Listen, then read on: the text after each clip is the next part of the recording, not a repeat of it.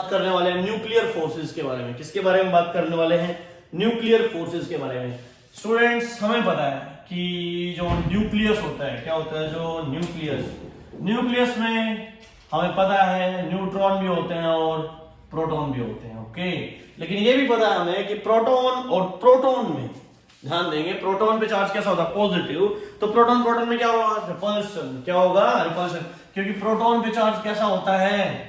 Positive. और दूसरे proton पे जैसे पॉजिटिव, तो दोनों में क्या होगा? रिपल्शन। क्या होगा? रिपल्शन। इस हिसाब से तो न्यूक्लियस साइज कितना छोटा है, बहुत छोटा साइज है न्यूक्लियस का, और फिर भी प्रोटॉन और प्रोटॉन की बात करें, वो एक ही न्यूक्लियस के अंदर कैसे इतनी स्टेबिलिटी के साथ रह रहे हैं। ध्यान देंगे स्टूडेंट्स, आज बात करेंगे इसकी न्यूक्लियर फोर्सेज की। किसकी बात करेंगे? न्यूक्लियर फोर्सेज की, कि प्रोटॉन और प्रोटॉन में क्या होना चाहिए? रिपल्शन। उसके बावजूद जो अपना न्यूक्लियस होता है उसमें प्रोटॉन और प्रोटॉन किस तरीके से रहते हैं एक साथ, और वो भी इतने स्टेबल। सुनेंगे स्टूडेंट्स, यहां बात होगी न्यूक्लियर फोर्सेज की। किसकी बात होगी? Nuclear forces. आगे बात समझ में, किसकी बात होगी? यहां पे न्यूक्लियर फोर्सेज की। ठीक है, न्यूक्लियर फोर्सेज सुनेंगे ध्यान से। प्रोटॉन में जो रिपल्सिव फोर्स होता है वो होता है इलेक्ट्रोस्टैटिक फोर्स। क्या होता है वो? Electrostatic force. क्या होता है? Electrostatic force. और वो कैसा होगा? रिपल्सिव। इलेक्ट्रोस्टैटिक फोर्स जो है कैसा होगा बच्चे? रिपल्सिव होगा। बात समझ में आ रही है? न्यूक्लियर फोर्सेज जो है ये होंगे अट्रैक्टिव। ये क्या होंगे? अट्रैक्टिव। बात समझ में आ रही है? फिर ध्यान देंगे, प्रोटॉन में क्या होगा? रिपल्शन। क्या होगा? रिपल्शन। आगे बात समझ में क्लियर है? और न्यूक्लियर फोर्सेज जो होंगे वो कैसे होंगे? अट्रैक्टिव। कैसे होंगे? अट्रैक्टिव। एक बात का और ध्यान रखेंगे, प्रोटॉन और प्रोटॉन में ध्यान देना, प्रोटॉन और प्रोटॉन में रिपल्शन हो रहा है। क्या हो रहा है? रिपल्शन। मतलब ये प्रोटॉन इस प्रोटॉन को रिपेल करवाएगा, राइट साइड फोर्स। ये मतलब क्या होगा? रिपल्शन। ध्यान देंगे, जब प्रोटॉन और प्रोटॉन के बीच का डिस्टेंस, क्या बोला? ये आर, क्या हो? Less than 10⁻⁻14 metre. 10⁻⁻14 मीटर से क्या होगा? कम। क्या होगा? कम। तभी इन दोनों के बीच में एक फोर्स और लगेगा जिसको बोलते हैं न्यूक्लियर फोर्स। क्या बोलते हैं जिसको? Nuclear force. आगे बात समझ में, ठीक है? न्यूक्लियर फोर्स कब लगता है? न्यूक्लियर फोर्स कब लगता है? जब प्रोटॉन और प्रोटॉन के बीच में डिस्टेंस कितना हो? 10⁻⁻14 मीटर या उससे भी क्या हो? कम। तभी क्या लगेगा? ध्यान देंगे स्टूडेंट्स, क्या लगेगा? तभी अपना न्यूक्लियर फोर्स। और वो कैसा होगा? न्यूक्लियर फोर्स जो है वो अट्रैक्टिव होगा। कैसा होगा वो? ध्यान देंगे, वो अट्रैक्टिव होगा। आगे बात समझ में। इसीलिए प्रोटॉन के बीच में जो अट्रैक्टिव फोर्स है, किसकी वजह से? ध्यान देंगे, न्यूक्लियर फोर्सेस की वजह से। और प्रोटॉन के बीच में जो इलेक्ट्रोस्टैटिक फोर्स है, इन दोनों में से कौन सा फोर्स ज्यादा होगा? ध्यान देंगे स्टूडेंट्स, इन दोनों में न्यूक्लियर फोर्स क्या होगा? ज्यादा। इस वजह से क्या होगा भाई? यहाँ पे अट्रैक्शन। क्या होगा? अट्रैक्शन। क्लियर है? वैसे अगर देखा जाए तो न्यूट्रॉन और न्यूट्रॉन में, किसकी बात करें? न्यूट्रॉन और न्यूट्रॉन में अट्रैक्टिव फोर्स होगा, इलेक्ट्रोस्टैटिक नहीं होगा। कोई चार्ज ही नहीं है इन दोनों के बीच में, कैसा होगा? न्यूक्लियर फोर्स अट्रैक्ट करेंगे। अरे बोलो, प्रोटॉन और प्रोटॉन में बोलो अट्रैक्टिव फोर्स होगा।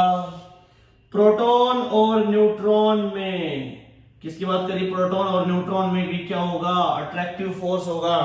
ठीक है, लेकिन ध्यान देना, हम ये पता करेंगे अभी कि कौन सा, किस में न्यूट्रॉन में फोर्स ज्यादा होगा, प्रोटॉन में होगा, प्रोटॉन न्यूट्रॉन में होगा। ध्यान देंगे स्टूडेंट्स, न्यूट्रॉन और न्यूट्रॉन की बात करें। किसकी बात करें? न्यूट्रॉन और न्यूट्रॉन में इलेक्ट्रोस्टैटिक फोर्स नहीं है, रिपल्सिव नहीं है, सिर्फ अट्रैक्टिव फोर्स है। ठीक है, प्रोटॉन में भाई, प्रोटॉन में रिपल्सिव भी है बाहर की तरफ, वो होगा इलेक्ट्रोस्टैटिक फोर्स। अंदर की तरफ अट्रैक्टिव फोर्स भी है, वो होगा अपना न्यूक्लियर फोर्स। और न्यूक्लियर फोर्स अंदर की तरफ लग रहा है, इलेक्ट्रोस्टैटिक फोर्स बाहर की तरफ लग रहा है, तो कहीं ना कहीं न्यूक्लियर फोर्स जो है कम हो जाएगा। न्यूक्लियर फोर्स क्या हो जाएगा बच्चे? कम हो जाएगा न्यूक्लियर फोर्स, क्योंकि इलेक्ट्रोस्टैटिक फोर्स जो बाहर लग रहा है वो न्यूक्लियर फोर्स को कम कर देगा। नहीं आई बात समझ में? अरे क्लियर है? और न्यूट्रॉन प्रोटॉन में सिर्फ अट्रैक्टिव फोर्स होगा, रिपल्शन होगा ही नहीं, क्योंकि इस पे कोई चार्ज नहीं है। तो हम ये कह के ये बात कर सकते हैं हम लोग कि ध्यान देंगे, न्यूट्रॉन और न्यूट्रॉन में जो न्यूक्लियर फोर्स होगा न्यूट्रॉन में, वो बराबर होगा प्रोटॉन न्यूट्रॉन में जो न्यूक्लियर फोर्स होगा, और ये दोनों फोर्सेस ज्यादा होंगे प्रोटॉन और न्यूट्रॉन से। किससे भाई? प्रोटॉन और न्यूट्रॉन से। बोलो बात समझ में आई या नहीं आई? क्लियर है स्टूडेंट्स? यहां तक कोई डाउट? देखो फटाफट, हमने क्या बात की? न्यूक्लियर फोर्सेस की बात की। किसकी बात की हम लोगों ने? न्यूक्लियर फोर्सेस की। न्यूक्लियर फोर्सेस कब लगते हैं? जब प्रोटॉन न्यूट्रॉन में जो डिस्टेंस लेस देन 10⁻⁻14 मीटर होता है, तभी क्या लगते हैं? Nuclear forces. हाँ, इलेक्ट्रोस्टैटिक फोर्स भी लगता है, प्रोटॉन प्रोटॉन में लगेगा, क्लियर है। लेकिन फिर भी न्यूक्लियस इतना स्टेबल कैसे है? हाउ? तो बात ऐसी है भाई, जो प्रोटॉन प्रोटॉन है, प्रोटॉन न्यूट्रॉन है, न्यूट्रॉन न्यूट्रॉन है, उनके बीच में लग रहा है न्यूक्लियर फोर्स, और nuclear force is attractive force. Notes बनाते चलेंगे फटाफट, जो बोल रहा हूं वो लिखते चलेंगे कि न्यूक्लियर फोर्स जो है वो अट्रैक्टिव फोर्स है बेटा। क्या है? अट्रैक्टिव फोर्स है। हाँ, एक बात और, न्यूट्रॉन न्यूट्रॉन में सिर्फ न्यूक्लियर है, अट्रैक्टिव फोर्स है, इलेक्ट्रोस्टैटिक है ही नहीं।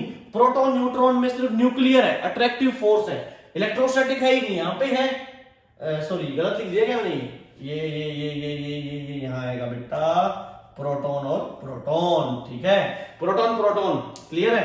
तो ये जो न्यूक्लियर फोर्सेस है इनके ज्यादा होंगे, प्रोटॉन प्रोटॉन क्या होगा? थोड़ा सा कम होगा। बोलो बात समझ में आई कि नहीं? क्या पढ़ा यहां तक हम लोगों ने?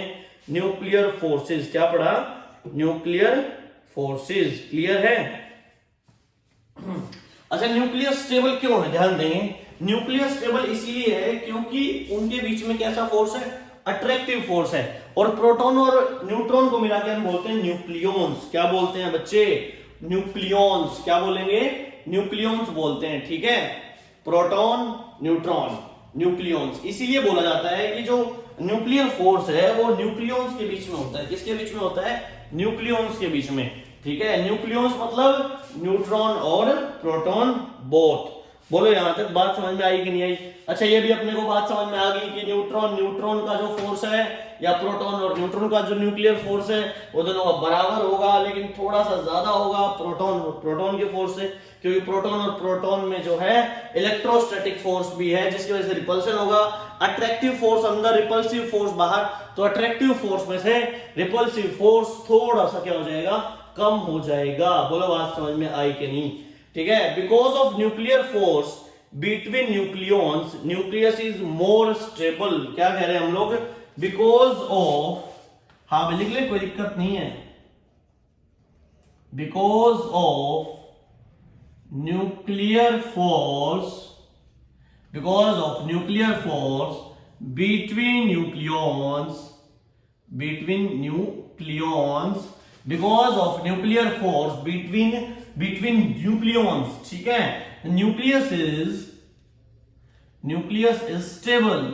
तो मतलब जो न्यूक्लियस है वो क्या होगा? स्टेबल। किस वजह से? कि उनमें जो अट्रैक्टिव फोर्स लग रहा है न्यूक्लियर फोर्स, उसकी वजह से, क्लियर है। अच्छा, उसके बाद प्रॉपर्टीज ऑफ न्यूक्लियर फोर्सेस, ठीक है, ध्यान देंगे। प्रॉपर्टीज में जैसे आपको बता दूं मैं, कोई भी सिस्टम स्टेबल कब होगा? क्या बोला मैंने? कोई भी सिस्टम स्टेबल कब होगा? ध्यान देंगे, उसमें एनर्जी जो है क्या होगी? मिनिमम। एनर्जी जो क्या होगी? मिनिमम होगी। क्या होगी भाई? मिनिमम होगी। ये बात समझ में? अगर किसी भी सिस्टम एनर्जी क्या होगी? ज्यादा, तो वही क्या होगा? अनस्टेबल हो जाएगा। क्या हो जाएगा? अनस्टेबल, ठीक है। चलो आ गया होगा आपको समझ में ये। अभी हमने बात करी न्यूक्लियर फोर्सेस की, ठीक है। न्यूक्लियर फोर्सेस तभी लगते हैं जब डिस्टेंस क्या हो बेटा? बहुत कम हो। डिस्टेंस क्या हो? बहुत कम हो, क्लियर है? यहां तक कोई डाउट? उसके बाद एक टॉपिक और हमने पढ़ा था, मास डिफेक्ट। पढ़ा तो नहीं था, थोड़ी बात की थी। किसकी बात करें हम लोग? मास डिफेक्ट, ठीक है। किसकी बात हो रही है यहाँ पे? मास डिफेक्ट की। ये क्या होता है? देखो सुनो, एक इक्वेशन थी, साइंटिस्ट का नाम आप लोग कमेंट में देंगे, कौन सा साइंटिस्ट था, किसने इक्वेशन दी? E is equals to delta mc square.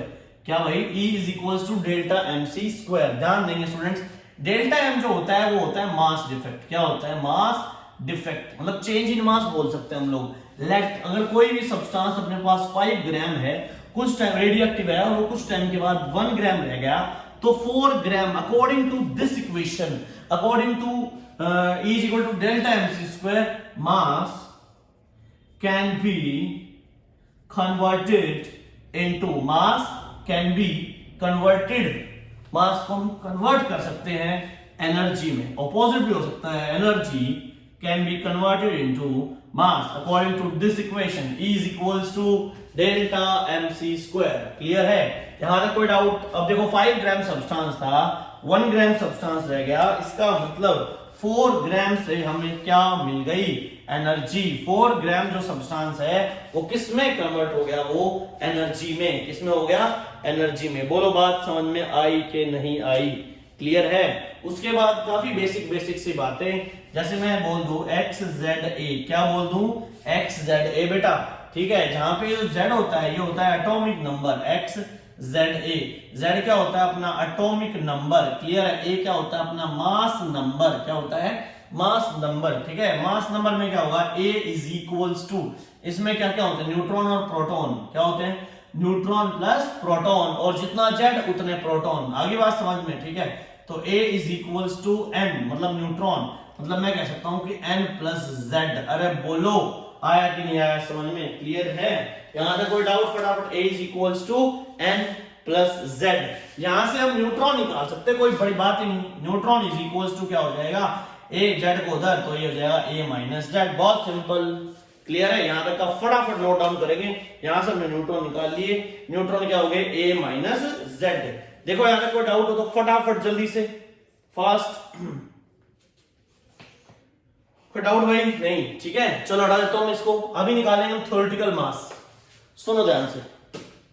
अभी क्या चीज देखी हमने? 5 ग्राम और 1 ग्राम। ठीक है? तो पता है ये जो 4 ग्राम है वो चेंज है।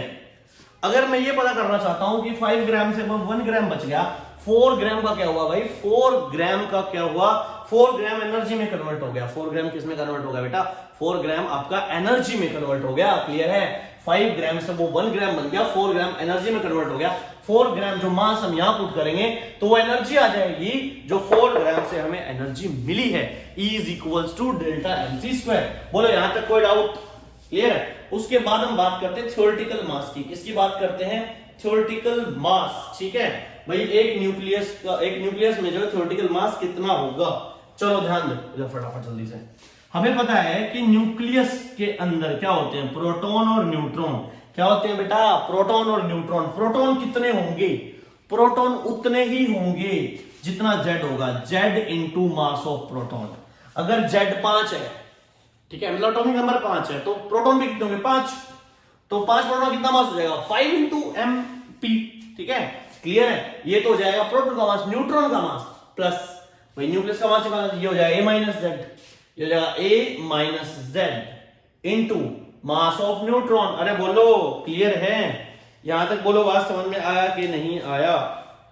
क्लियर है? अच्छा, अगर हम बात करें मास ऑफ एटम की, किसकी बात करें? मास ऑफ एटम की। ठीक है? वो न्यूट्रॉन है, Mn न्यूट्रॉन। ठीक है? Z इंटू MP, मतलब प्रोटॉन कितने? उनका mass plus A minus Z into Mn, neutron कितने हैं? उनका मास। क्लियर है स्टूडेंट्स? तो ये हो जाएगा अपना थ्योरेटिकल मास। क्या हो जाएगा?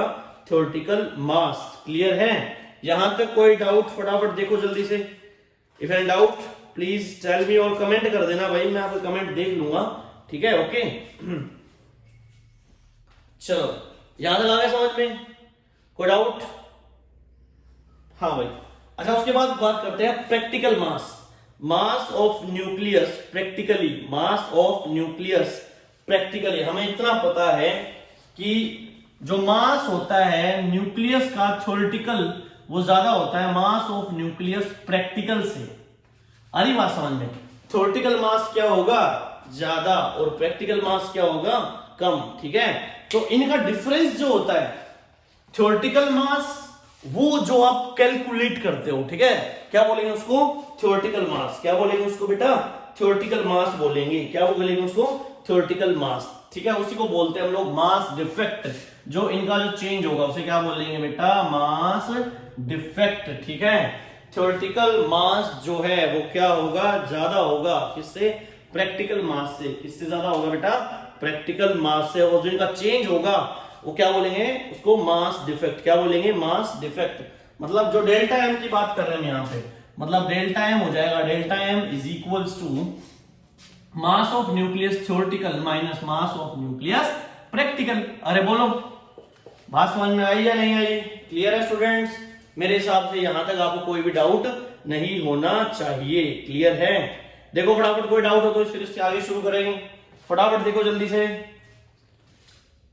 तो स्टूडेंट्स आगे बात करते हैं हम लोग इस फॉर्मूले के बारे में। देखो फटाफट जल्दी से हटा दो इसको। E is equals to mc square. देखो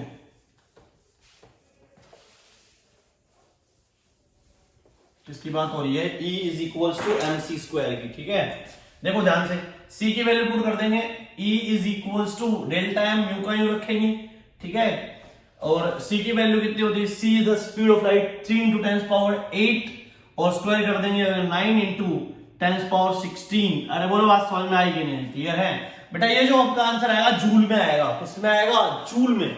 जो एनर्जी होगी वो किसमें आएगी? जूल में। जूल में नहीं चाहिए हमें, हम इलेक्ट्रॉन वोल्ट में चाहिए। किसमें चाहिए? इलेक्ट्रॉन वोल्ट में। आगे बात समझ में? तो सुनेंगे ध्यान से, थोड़ा आपको पता होना चाहिए। आगे मॉडर्न फिजिक्स पढ़ेंगे तो एक्सप्लेन कर दिया जाएगा, अभी बस सुन लो। जूल को हम डिवाइड कर दें, किससे डिवाइड कर दें? 1.6 × 10⁻19 से। क्लियर है? E, क्योंकि थोड़ा सा हिंट देता हूं, W इज इक्वल टू क्या होता है? Q × V। W is equal to क्या होता है? Q × V। क्लियर है? तो थोड़ा सा ये पता होना चाहिए, Q is the charge, V is the volt, और ये चार्ज को E ले लो, इलेक्ट्रॉन वोल्ट। आगे बात समझ में? ठीक है, तो ध्यान देंगे फटाफट स्टूडेंट्स। अगर मैं डिवाइड कर दूं इसको 1.6 × 10⁻19 से, ठीक है, तो किसमें कन्वर्ट हो जाएगा? ये इलेक्ट्रॉन वोल्ट में। इलेक्ट्रॉन वोल्ट में। आगे बात समझ में? अरे क्लियर है? किसमें कन्वर्ट हो गया? इलेक्ट्रॉन वोल्ट में। देखो कैसे, देखो इलेक्ट्रॉन का चार्ज, इलेक्ट्रॉन का चार्ज। क्लियर है? कितना होता है? 1.6 × 10⁻19 कूलम। ये देखो, आगे बात समझ में? थोड़ा हिंट यहां आपको देता हूं। W is equal to Q × V है। W इज इक्वल टू क्या है? Q × V। W जूल में है। W is equal to Q × V। Q की जगह आप लिख दो EV, E × V, electron volt. ठीक है, क्या लिख दिया हम लोगों ने? Electron volt. आगे बात समझ में? ठीक है, तो ध्यान देंगे एक बार स्टूडेंट्स। अगर मैं कुछ ऐसा कर दूं, सुनो ध्यान से, इसको डिवाइड कर दूं E से। E से क्या हो जाएगा? कैंसिल आउट हो जाएगा। क्या हो जाएगा? मैंने कुछ नहीं किया, मैंने E से ही मल्टीप्लाई और E से डिवाइड कर दिया। आप भी लगा के चल सकते हो। ठीक है भाई, E से मल्टीप्लाई और E से डिवाइड, 1.6 × 10⁻19, और वही है 1.6 × 10⁻19। क्लियर है? तो सुनेंगे ध्यान से, किसमें आ जाएगा अपना अभी आंसर? इलेक्ट्रॉन वोल्ट में। किसमें आ जाएगा? इलेक्ट्रॉन वोल्ट में। बोलो यहां तक कोई डाउट? क्लियर है? इसको हम सोल्व कर लेंगे। अब सुनेंगे ध्यान से, ये हो गया E is equals to delta M into आएगा 9 × 10⁻16 अपॉन 1.6 × 10⁻19। क्लियर है? डेल्टा M यहाँ पे क्या हो जाएगा? मास। क्या हो जाएगा? मास। एक चीज का और ध्यान रखना है यहाँ पे, बहुत इंपॉर्टेंट है भाई। क्लास के हर बच्चे ने मेरे से पूछा बार बार कि सर यहां आपने कैसे ये सब कर दिया। डेल्टा M जो है, क्या बोला मैंने? डेल्टा M, ये चेंज इन मास है। क्या है? चेंज इन मास। ठीक है, अगर मैं ये बोलूं कि एक न्यूट्रॉन का मास कम हो गया, एक प्रोटॉन का मास कम हो गया, ठीक है, MP, मतलब एक न्यूक्लियस था, उसमें से इतना मास कम हो गया जितना एक मास ऑफ प्रोटॉन होता है, तो इसका मतलब वो मास ऑफ प्रोटॉन कम हुआ है उसमें से, तो उसकी क्या बन गई? वो किसमें कन्वर्ट हो चुका है? एनर्जी में। किसमें कन्वर्ट हो चुका है? अगर एक प्रोटॉन, ठीक है, अगर दो प्रोटॉन होते हैं तो इसका मतलब है दो प्रोटॉन जो मास है वो किसमें कन्वर्ट हो चुका है? दो प्रोटॉन का मास एनर्जी में कन्वर्ट हो चुका है। आगे बात समझ में? ठीक है, तो अभी बात करेंगे लोग यूनिफाइड मास की। किसकी करेंगे? सुनो ध्यान से, अगर मान लो मैं ये कह दूं एक प्रोटॉन की एनर्जी, एक प्रोटॉन जब मास था वो और एनर्जी में कन्वर्ट होगा तो कितनी एनर्जी हमें मिलने वाली है? क्या बोला? कितनी एनर्जी हमें मिलने वाली है? तो कैसे निकालेंगे? E is equal to delta MC square. और किसमें निकालते हैं हम लोग? इलेक्ट्रॉन वोल्ट में। इलेक्ट्रॉन वोल्ट छोटी यूनिट है, जूल एक बहुत बड़ी यूनिट है। आगे बात समझ में? अब एक छोटा सा एग्जांपल, मैंने इलेक्ट्रॉन वोल्ट क्यों लिया, मैंने जूल क्यों नहीं लिया? अब सोचो, अगर मान लो मेरे पास एक छोटा सा स्केल है, मतलब कोई छोटा सा पेन है, इसको मैं किलोमीटर में मेजर करूंगा क्या? किलोमीटर में? नो भाई, इसका ऑर्डर देखना पड़ेगा ना। हम इसको मीटर में भी नहीं बेटा, सेंटीमीटर में मेजर करेंगे। किसमें करेंगे? वैसे ही जो एनर्जी मिलेगी वो इलेक्ट्रॉन वो इतनी कम मिलेगी कि हम उसको जूल में कैलकुलेट करेंगे। ठीक है, उसको किसमें करते हैं हम लोग? इलेक्ट्रॉन वोल्ट में। इसीलिए उसका ऑर्डर देखते हुए उसको इलेक्ट्रॉन वोल्ट में ही क्या करते हैं बेटा? इलेक्ट्रॉन वोल्ट में ही मेजर करते हैं। बोलो यहां तक बात समझ में आई कि नहीं आई? ठीक है, मान लो कोई एक प्रोटॉन लगा लो, ठीक है, तो हम यहां पे डेल्टा क्या करेंगे? एक प्रोटॉन है 1 इंटू, ध्यान देंगे ये हो जाएगा 9 × 10⁻16 अपॉन 1.6 × -19 इंटू एक प्रोटॉन का मास एक थोड़ी ना होता है यार, 1 इंटू कितना होता है बताओ फटाफट, 1.67 लगा लो इंटू 10⁻27 kg। अरे क्लियर है, हमें ये पता है कि ये मास भी चेंज नहीं होगा, mass of neutron nearly equal to mass of proton लेंगे, ना ये वैल्यू चेंज होगी और ना ये वैल्यू, ये सब कुछ चेंज नहीं होगा। क्लियर है, या 1 की जगह 2 आ जाएगा, 2 है तो अगर 3 होंगे तो 3 आ जाएगा, 4 होंगे तो 4 प्रोटॉन, तो यहां से 5 होगा तो 5 आ जाएगा। ठीक है, तो इसको भी हम डेल्टा एम ही लिखेंगे, क्या लिखेंगे, डेल्टा एम, यूनिफाइड मास बोलते हैं, तो ये हो जाएगा E is equals to delta M. Delta M और डेल्टा एम सुनो ध्यान से, ये नंबर होगा यूनिफाइड मास, क्या बोलेंगे इसको, यूनिफाइड मास। और इसको पूरा सोल्व कर लेंगे, कंप्लीट आ जाएगा 931.5 मेगा इलेक्ट्रॉन वोल्ट। कितना आ जाएगा, 931.5 मेगा इलेक्ट्रॉन वोल्ट। इसको सोल्व करने के बाद ठीक है बेटा, ये यहां से आपके एनसीईआरटी के क्वेश्चन सोल्व हो जाएंगे। क्लियर है, एनसीईआरटी के एक क्वेश्चन मैं करवा दूंगा वीडियोस में ही, लेकिन ये फॉर्मूला ध्यान रहे इंपॉर्टेंट है। अगर बात करें कि भाई मान लो 4 न्यूट्रॉन जो है कम हो गए हैं, ठीक है, कितने न्यूट्रॉन कम हो गए, 4, तो वहां पे यूनिफाइड मास दिया होगा, वही डेल्टा एम आप यहां पे पुट कर सकते हो। एक का इतना तो 4 का कितना होगा, क्लियर है, तो वो यहाँ पे पुट कर सकता है। तो आंसर अपना किसमें आ चुका है, मेगा इलेक्ट्रॉन वोल्ट में। किसमें आ गया बेटा, मेगा इलेक्ट्रॉन वोल्ट में। ठीक है, मैं इरेज कर रहा हूं ये, ओके। एक बात और, ये थोड़ा सिंप्लीफाई करके समझाया आप लोगों को, नहीं तो समझ में नहीं आने का। ठीक है, E is equal to delta MC square से, ठीक है, फिर इसे डिवाइड किया ताकि इलेक्ट्रॉन वोल्ट में आ सके। इलेक्ट्रॉन वोल्ट में फिर हमने बात की कि एक का कैसे निकालेंगे, एक की वजह से एनर्जी अगर 10 हो तो कैसे, फिर हमने मास से मल्टीप्लाई कर लिया। और जैसे मान लो एक है यूनिफाइड मास बोलते हैं इसको, अब इसको क्या बोलेंगे यहाँ पे, यूनिफाइड मास। ठीक है, हटा दूं मैं इसको, ओके चलो। उसके बाद बात करते हैं हम लोग बाइंडिंग एनर्जी की। किसकी बात करते हैं बेटा, बाइंडिंग एनर्जी की। ठीक है, बाइंडिंग एनर्जी सुनो ध्यान से, बाइंडिंग एनर्जी वो एनर्जी होती है, मतलब हम ये बोल सकते हैं किसी भी सिस्टम को तोड़ने के लिए, ब्रेक करने के लिए, या उसको जोड़ने के लिए जो भी एनर्जी का चेंज हो गया, हम उसको binding energy. Energy release during the formation of nucleus is known as binding energy, ये बोल सकते हैं। एनर्जी रिलीज्ड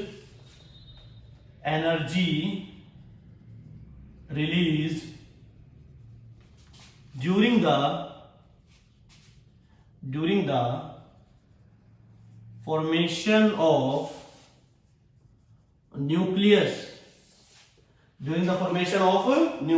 क्या बोलेंगे उसको, बाइंडिंग एनर्जी। क्या बोलेंगे, बाइंडिंग एनर्जी। क्लियर है, बोलो बात समझ में आई या नहीं आई, क्लियर है। और एक चीज और, इतना पता है हम लोगों को कि सर एक तरीके से देखा जाए कि कोई भी न्यूक्लियस मान लो जब स्टेबल होता है तो क्या रिलीज होती है, स्टेबल होता जाएगा, रेडियो एक्टिविटी हमने पढ़ी है, तो अगर वो स्टेबल होगा तो उसमें से क्या रिलीज होगी, एनर्जी। क्या रिलीज होगी बेटा उसमें से, एनर्जी रिलीज होगी during the formation of nucleus. ठीक है, तो उसे बोलेंगे बाइंडिंग एनर्जी। फिर एक क्वेश्चन है आप लोगों से कि इस हिसाब से तो ये हो गया बाइंडिंग एनर्जी इतनी ज्यादा होगी, क्या बोला मैंने, बाइंडिंग एनर्जी जितनी क्या होगी, ज्यादा होगी, उतना ही जो है न्यूक्लियस क्या होगा, स्टेबल। फिर तो ये बात हो जाएगी, लेकिन ये बात सरासर गलत है। हम ये नहीं कह सकते कि जितनी ज्यादा बाइंडिंग एनर्जी होगी उतना ही न्यूक्लियस क्या होगा, स्टेबल। ये बात सही नहीं है। तो सर कैसे पता चलेगा कि कौन सा न्यूक्लियस स्टेबल है, कौन सा न्यूक्लियस स्टेबल नहीं है। हम क्या फाइंड आउट करते हैं, binding energy per nucleon. Clear है, न्यूक्लियन क्या होते हैं, न्यूट्रॉन प्लस प्रोटॉन। आगे बात समझ में, क्या बोला हमने, बाइंडिंग एनर्जी पर न्यूक्लियन। किसकी बात करें बेटा, बाइंडिंग एनर्जी पर न्यूक्लियन की बात करें यहाँ पे, कि बाइंडिंग एनर्जी पर न्यूक्लियन जिसकी ज्यादा होगी तभी वो क्या होगा, सबसे ज्यादा स्टेबल होगा। Binding energy per nucleon. ठीक है,